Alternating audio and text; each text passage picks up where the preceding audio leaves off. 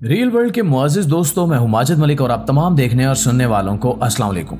नाज़रीन ग्रामी, 22 अक्टूबर 2008 ये वो दिन था जब इंडिया चंद्रयान 1 लॉन्च करता है। चंद्रयान 1 इंडिया का पहला ल्यूनर मिशन था जिसका मकसद चांद की सरफेस को एक्सप्लोर करना और साइंटिफिक डाटा इकट्ठा करना था। लेकिन इसकी लॉन्च के तकरीबन एक साल बाद यानी अगस्त 2009 में इंडिया बदकिस्मती से इस मून क्राफ्ट के साथ कम्युनिकेशन या कनेक्शन खो देता है और यहीं पर इंडिया का पहला लोनर मिशन खत्म हो जाता है। लेकिन इस एक साल के दौरान इंडिया इस मिशन से काफी कुछ हासिल कर लेता है, जैसे कि यह मिशन इंडिया को डाटा और डिस्कवरीज देता है कि चांद की सतह पर वाटर मॉलिक्यूल्स हैं और इसके अलावा चांद की सतह पर मैग्नीशियम, एल्यूमिनियम, कैल्शियम और आयरन की मौजूदगी भी शामिल है। चंद्रयान 1 लॉन्च करने के तकरीबन 10 साल बाद यानी 2019 में भारत एक दफा फिर अपना मून क्राफ्ट चांद पर भेजने का सोचता है। यह पहले से ज्यादा क्रिटिकल मिशन था और इस क्राफ्ट को चंद्रयान 2 का नाम दिया जाता है। इस मर्तबा इंडिया चांद की सतह को मजीद करीब से परखना चाहता था, जिसमें मादनियात की तलाश, चांद की बैरूनी फिजा और पानी के आसार को ढूंढना शामिल था। लिहाजा 22 जुलाई 2019 को भारत लॉन्च व्हीकल्स के जरिए चंद्रयान 2 लॉन्च करता है। इंडिया का मिशन था कि इसका लैंडर 14 दिन चांद की सतह पर रहेगा और 14 दिन ही चांद की सतह का जायजा लेगा। लेकिन जब यह चंद्रयान 2 चांद की सतह के बिल्कुल करीब पहुंचा तो एक बार फिर से क्रैश हो गया और इंडिया का मिशन यहीं पर खत्म हो गया। अगर ये लैंडर लैंड करने में कामयाब हो जाता तो अमेरिका, रूस और चीन के बाद चांद पर लैंड करने वाला भारत दुनिया का चौथा मुल्क बन जाता। लेकिन भारत ने हार नहीं मानी। भारत अब फिर से चांद पर लैंड करने की कोशिश करना चाहता था। इस मकसद के लिए भारत ने 14 जुलाई को अपना चंद्रयान 3 मून क्राफ्ट लॉन्च किया। चंद्रयान 3 के वही तमाम मकासद हैं जो चंद्रयान 2 के थे, लेकिन इस बार भारत अपनी साबिका गलतियों से बहुत कुछ सीख चुका था। इसलिए इन्होंने चंद्रयान 3 में तब्दीलियां करके इसे चांद की तरफ रवाना कर दिया और फिर पूरी दुनिया ने देखा कि यह मिशन 23 अगस्त को चांद पर सॉफ्ट लैंडिंग कर गया और भारत चांद पर पहुंचने वाला दुनिया का चौथा मुल्क बन गया। दोस्तों, इस मिशन की कामयाबी के बाद दुनिया में भारत की साख बहुत बेहतर हो गई। तमाम ममालिक इसके साथ मिलकर अगले मिशन पर काम करना चाहते हैं। इस मिशन की कामयाबी के साथ ही भारत ने यह भी कह दिया कि वो आगे किन मिशन पर काम करना चाहता है। ये मार्स पर मिशन भेजेंगे और दूसरे सितारों पर जाएंगे। भारत का इरादा यह है कि वो जमीन की बजाय चांद की सतह से अगले मिशन को लॉन्च करे। इस सूरत हाल में अमेरिका, चीन और जापान जैसे ममालिक भारत के साथ मिलकर काम करने के ख्वाहिशमंद हैं और मुस्तकबिल का प्लान ये भी है कि चांद पर अपने स्पेस स्टेशंस कायम करें ताकि वहां से दूसरे सितारों पर मिशंस भेजे जा सके। नाज़रीन ग्रामी, इस तमाम सूरत हाल में भारत पूरी दुनिया में एक बहुत अहम मकाम हासिल कर चुका है। दरअसल भारत ने यह मिशन साउथ पोल की तरफ भेजा है।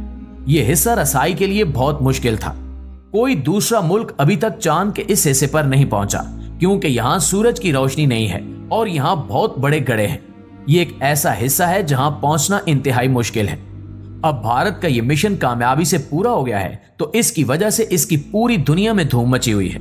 भारत की तरफ से अपने मिशन की कामयाबी के बाद तस्वीर भी शेयर की गई हैं जिसमें इसकी सैटेलाइट चांद की सतह पर देखी जा सकती है। अब तमाम ममालिक भारत के साथ काम करने की कोशिश करेंगे और इस वजह से भारत में बहुत सी इन्वेस्टमेंट भी की जाएगी। और जब कोई भी मुल्क इस तरह तरक्की करता है तो दुनिया की सुपर पावर्स की तरफ से उस मुल्क में बहुत सारी इन्वेस्टमेंट की जाती हैं। वहां के इंजीनियर्स और साइंसदानों को बड़े प्रोजेक्ट्स के लिए हायर किया जाता है। इस तरह दुनिया के कई बड़े ममालिक की इन्वेस्टमेंट भारत में लगाई जाएगी, जिसकी वजह से भारत की मईशत बहुत बेहतर हो जाएगी। नाज़रीन ग्रामी, इस मिशन की कामयाबी के साथ ही दूसरे तमाम ममालिक यानी पूरी दुनिया एक तरह से भारत की मकरूज हो चुकी है। तमाम ममालिक चाहे इन्होंने स्पेस मिशंस में जितनी भी कामयाबी हासिल क्यों ना की हो, लेकिन भारत इनसे एक कदम आगे निकल चुका है और अब तमाम बड़े ममालिक भारत के साथ डिपेंड करेंगे ताकि वो अपने मिशन को भी आगे लेकर जा सकें। इस सूरत हाल को मोदी अपने फायदे के लिए इस्तेमाल करेगा और वो आजाद कश्मीर पर हमला कर दे तो तमाम दुनिया इसके साथ होगी। तमाम बड़े ममालिक यही कहेंगे कि जो भारत कह रहा है वो ठीक है क्योंकि अब इनका मुफाद भारत से जुड़ चुका है और वो अपनी तरक्की के लिए भारत के साथ के मोहताज हो चुके हैं। इस वजह से अगर भारत की तरफ से पाकिस्तान के खिलाफ कोई ऐसा कदम उठाया जाता है तो दूसरे ममालिक जैसे कि अमेरिका और यूरोप वगैरह की तरफ से कोई खास मज़ाहमत नहीं की जाएगी। दूसरी तरफ अगर हम पाकिस्तान की बात करें तो स्पेस मिशन तो क्या, आम टेक्नोलॉजी में भी भारत हमसे बहुत आगे है। अगले कई साल तक हम शायद भारत के बराबर भी न पहुंच सके। ऐसे हालात में भारत पाकिस्तान पर हमला करे या किसी भी तरह पाकिस्तान को नुकसान पहुंचाने की कोशिश करे तो अब भारत को बहुत से हामी और दोस्त ममालिक मिल जाएंगे। लेकिन पाकिस्तान के लिए परेशानी की बात यह है कि हमारे किसी मुसलमान मुल्क से ताल्लुकात अच्छे नहीं हैं और न ही हम अपने बलबूते पर कुछ कर रहे हैं। ईरान हो या अफगानिस्तान, कोई एक ऐसा मुल्क नहीं है जो मुश्किल वक्त में पाकिस्तान का साथ देना चाहे, क्योंकि जाहिर है कि जो मुल्क मांगते हैं उनकी दुनिया में इज्जत नहीं रहती। दोस्तों, हमें टेक्नोलॉजी को बेहतर करने की फिक्र है और ना ही दुनिया में अपना मकाम बेहतर करने की। हम अपने हालात के बारे में शिकवे तो जरूर करते हैं, लेकिन जब कुछ बेहतर करने की बात आती है तो मुल्क छोड़कर बाहर जाने को तरजीह देते हैं। हम तो बस अल्लाह ताला की उम्मीद पर बैठे हैं।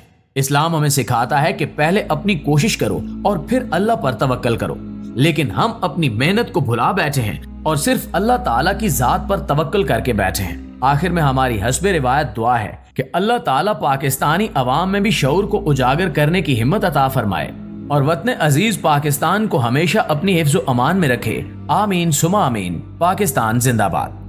जी तो नाज़रीन ग्रामी, ये थी हमारी आज की वीडियो। इस हवाले से आप दोस्तों की राय क्या कहती है कमेंट करके हमारे साथ शेयर जरूर कीजिएगा। इंशाल्लाह आपसे मुलाकात होती है अगली वीडियो में। तब तक अपना और अपने प्यारों का ढेर सारा ख्याल रखिएगा। अल्लाह निगहबान।